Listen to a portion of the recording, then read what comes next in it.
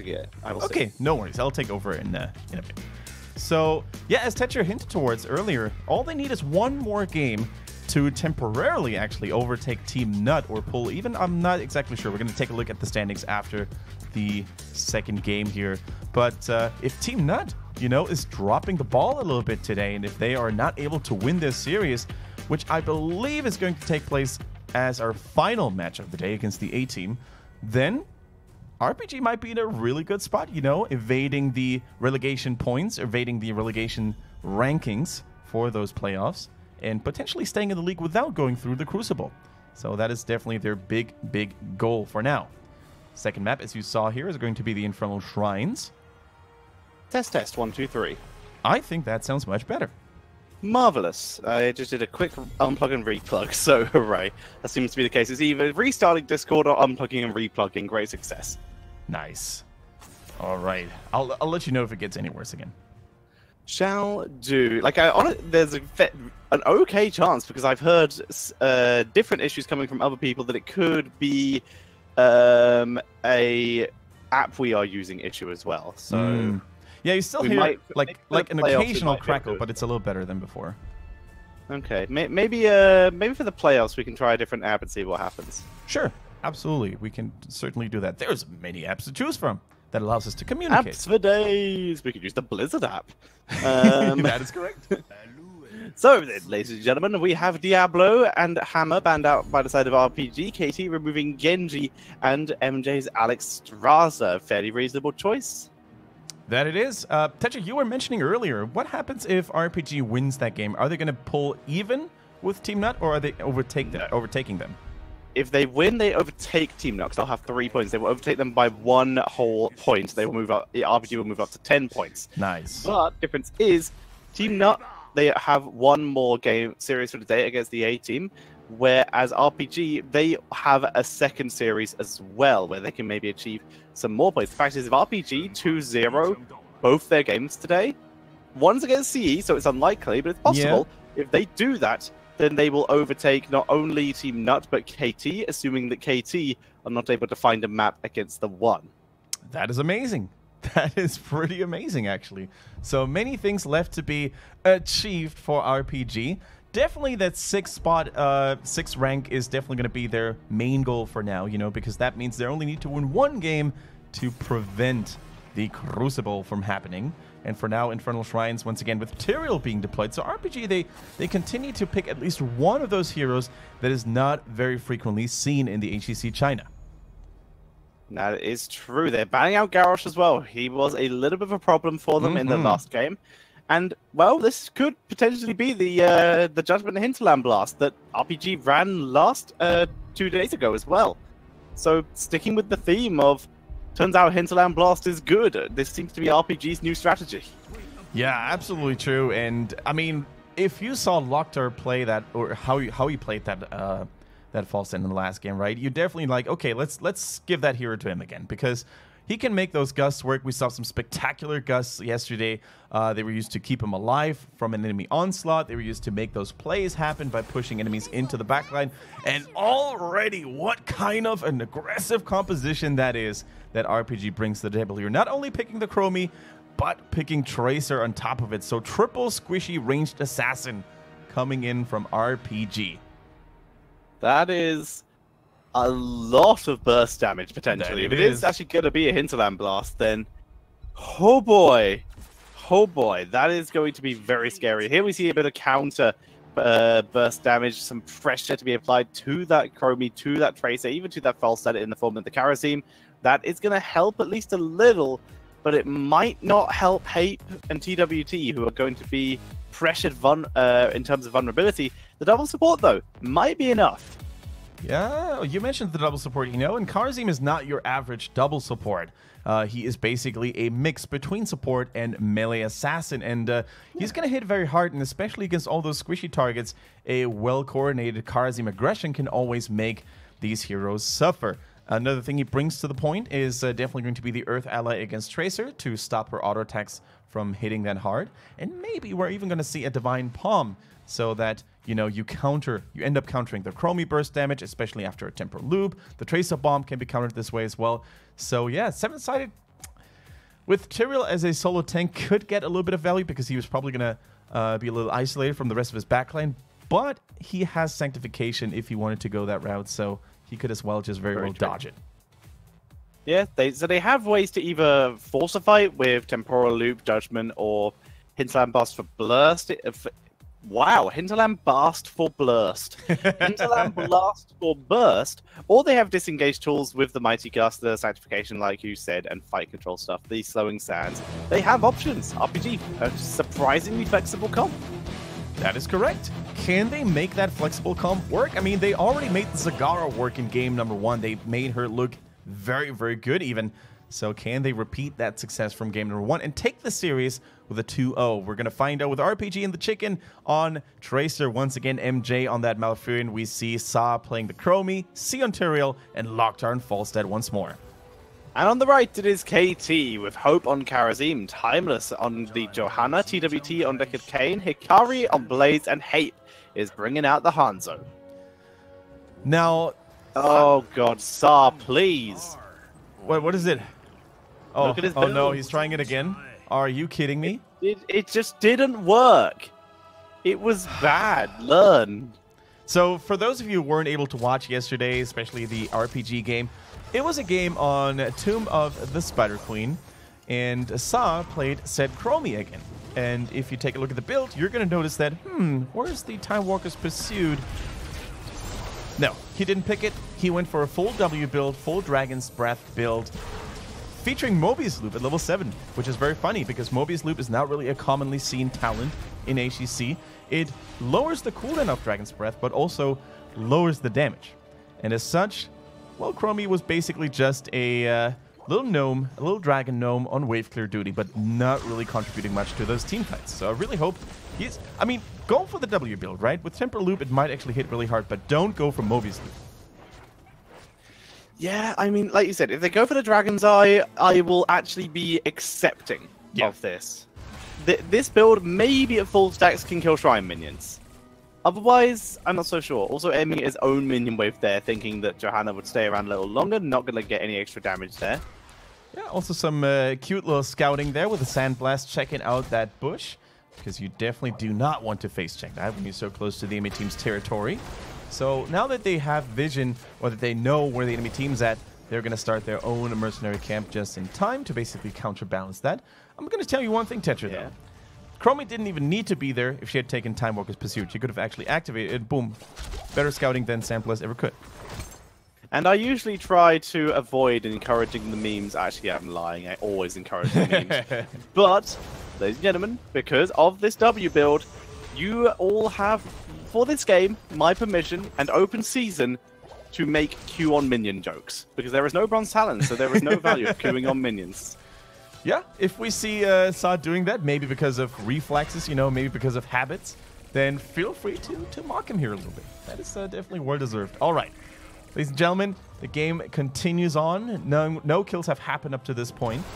Both teams taking things rather slowly, quite untypical for Chinese standards, but when there's so much on the line for both teams, you know, KT trying to maintain that 5th position, RPG trying to overtake Team Nut, then I guess it's fine to, you know, maybe just let go of the Chinese hands of brawling all day, every day. Chicken with his normal build here, going with the Untouchable. He will be building into the Leeching rounds later on, as he is running without a second support. It might not be the best build, but it's the one he likes. It is, and so far I think his Tracer was definitely one of the more threatening ones in the league. So the self-sustain definitely gets its value, especially in the late game, especially, as you said, after acquiring a couple of untouchable stacks here at level 4, because it scales with her damage, which is pretty nice. Now, level 6 is going to hit very soon, and that means we're going to get closer to the decisive Chromie talent choice. Oh, he does it again, man. Mobius Loop. Like, okay, let's keep an eye. Does it actually snipe Shrine minions from full health? None of those were full health, doesn't count. But that was cool. That was still a good steal. Yeah, it certainly secured them shots. This is a better map for it than Sky Temple, at least. All right. So you can really see the different playstyle from Sa. Like, he's playing it as an exclusively AoE wave clear mage at this point. Look at that, he snipes another one. It doesn't kill them from full health. It puts them on exactly 1 health, so the enemy team can kill them. He's still doing a pretty good job, you know, securing a couple here and there, but look at that. KT is catching up quickly. It's actually a 4 versus 3, so RPG needs to be really careful. I don't even think they want to get this one. I mean, if they don't want to get this, then they're doing a terrible job of not, because they are actually sniping a lot of shots here. 31 to 24. It is possible for them to try and dive this, but it looks like they are going to finally try and disengage. They've soaked 2 lanes. They've pushed up with Tracer. 29 to 35. Chromie's got some stacks as well. She's managed to get some good Dragon Breaths on heroes as well. 31 to 39, and the final shots come in. All right, 31, as you said, not good enough here, the Chromie damage up to this point. So they're going to try to defend it here. See already, ooh, that was close. He almost actually made it back in front of the gate. Now with that freeze, they need to be careful. There goes the Nature's Cure onto Falstec, keeping him safe for now. Root on Malfurion, he's like, oh, they're rooted, I'll come in. Oh wait, they actually are still heroes, they are still a threat. And as such, he just eats a full Chromie combo. He's able to survive though, because it is this build Chromie. But it's still enough to dissuade him from diving back in again, has to back up to his deck of Cane. Yeah, and you can really see the dangerous pushing coming in from KT, you know. They're investing a lot of resources into this, having 4 members behind that push. But ultimately, you know, the result is what matters, and they took down an entire structure in that top lane. Now, true, the soaking did go pretty well for Team RPG. There goes the Temporal Loop, not really getting the follow-up damage, though. And Lockdown body blocking. See, actually.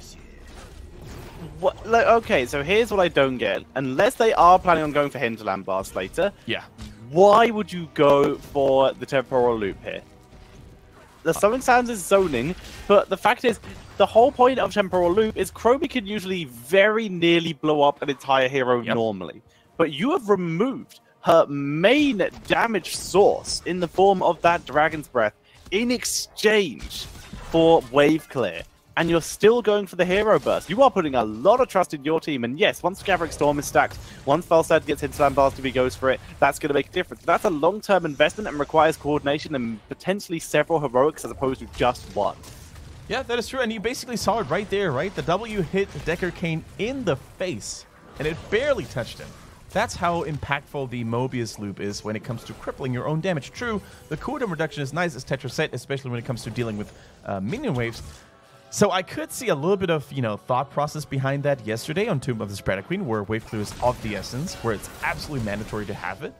But here in Infernal Shrines, you know, it's not the classic rotation map where you just rotate from lane to lane all the time, and you clear mercenaries and minions all the time.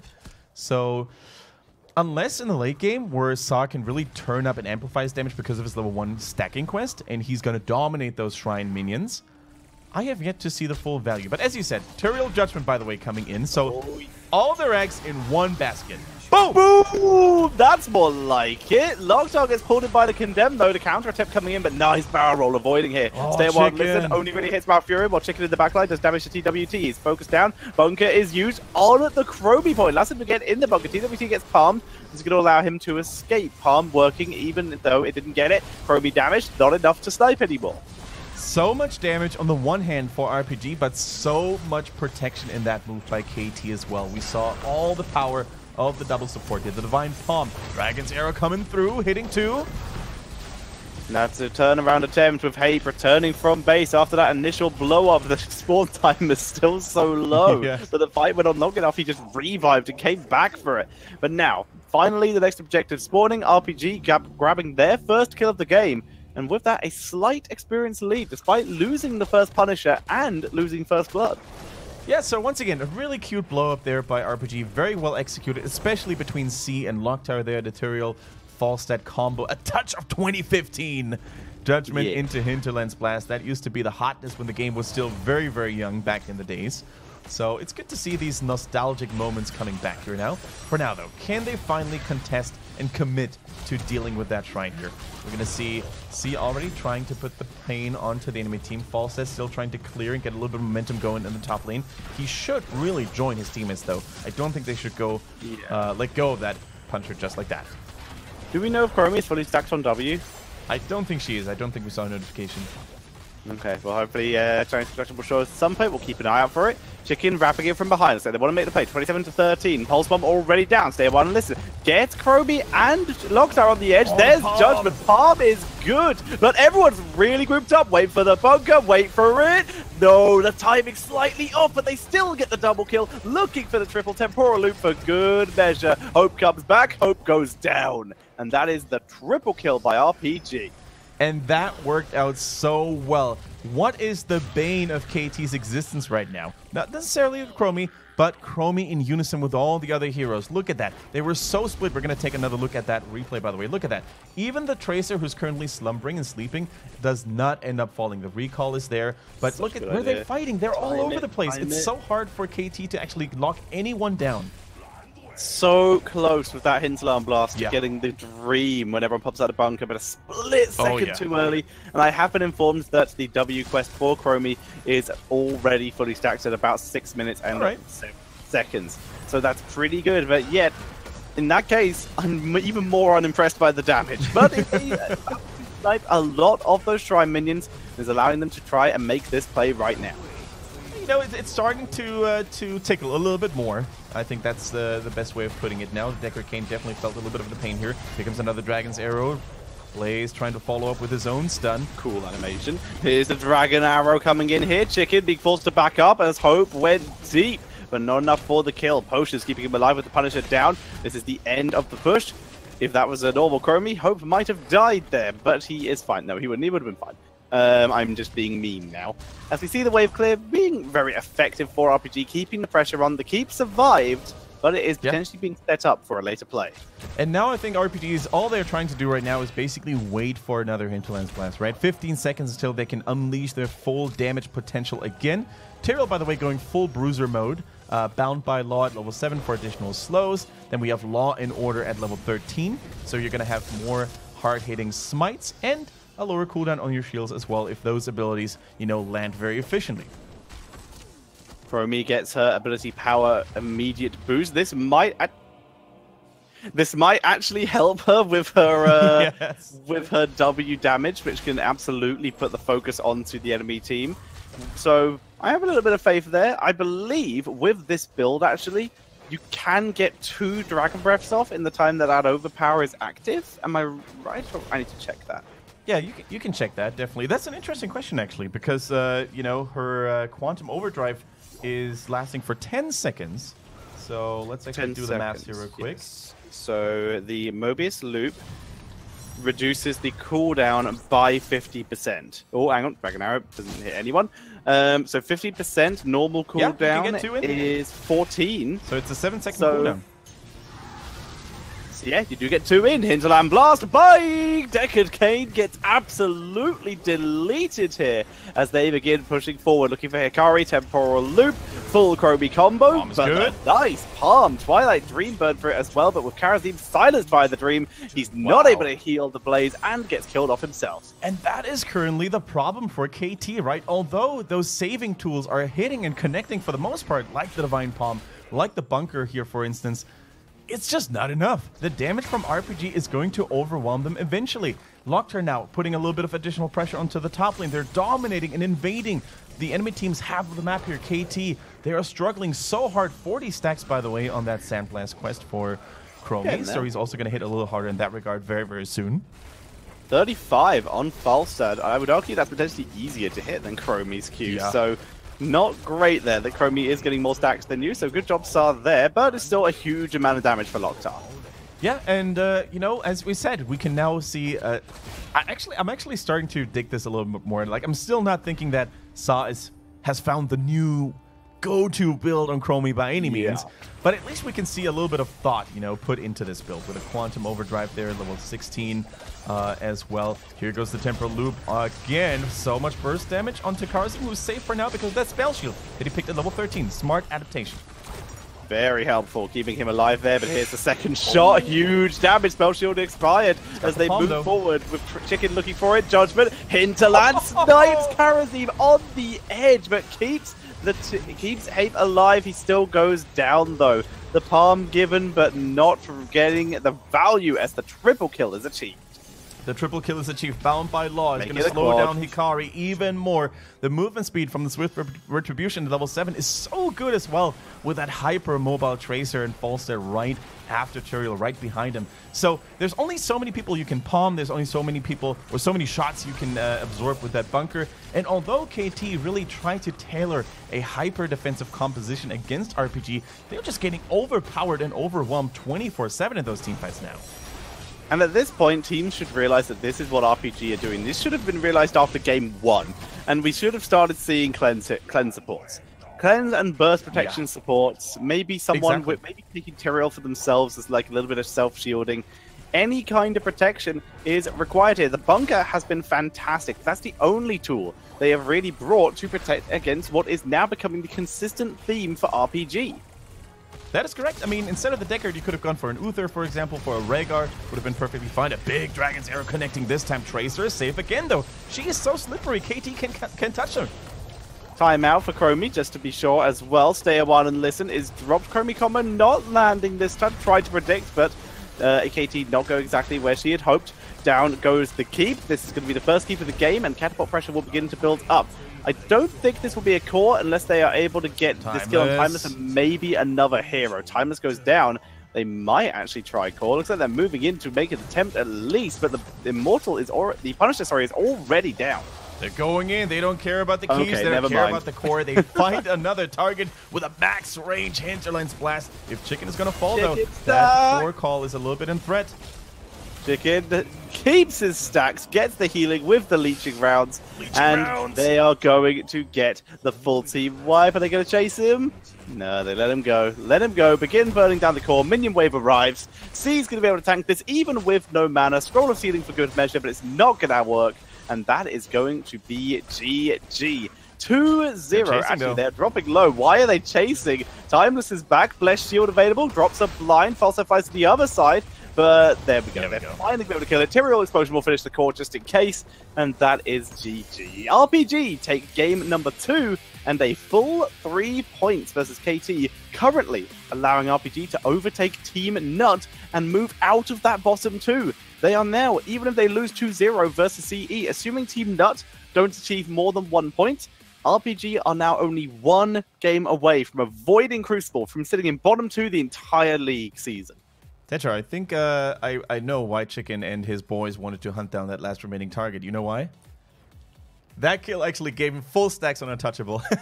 Yay! Max value!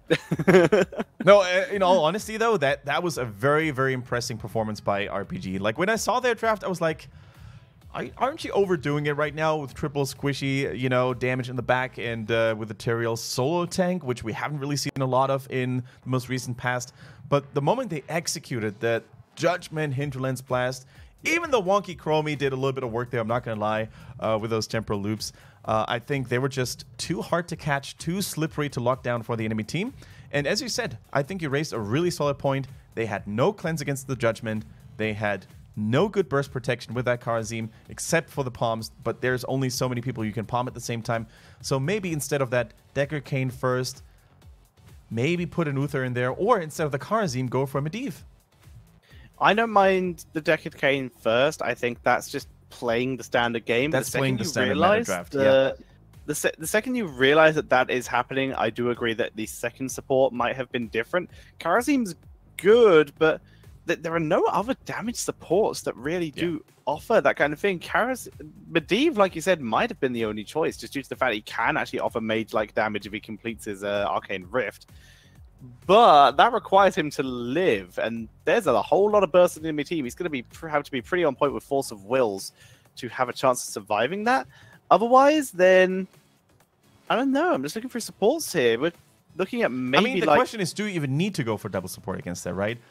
Weren't they overreacting? And instead of maybe going for a secondary support, maybe just fully commit to your own team composition. Pick a global so you spread them out a little more. The Palm saved more people than pretty much anything else did. Like, way more than Deckard did. Because Deckard needed that assistance. So, I don't know, like, maybe Deckard Uther might have been the option here. The burst protection might have been good, and Uther just goes max stuns. That's all I've got. Just maybe not the the Divine Storm because you kind of need Divine Shield against this kind of composition.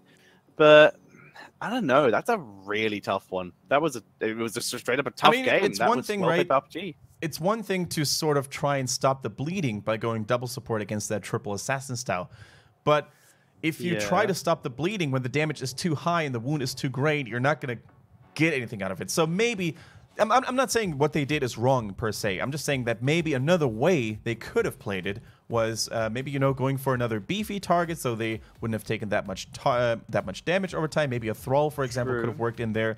But it's really hard to say, like, what KT could have done against that. Instead of like protecting everybody, because that is your natural instinct, right? You see a lot of damage. Oh, we need a lot of protection. But right now, I've got a very. This is one of the more out there theories I have about how to maybe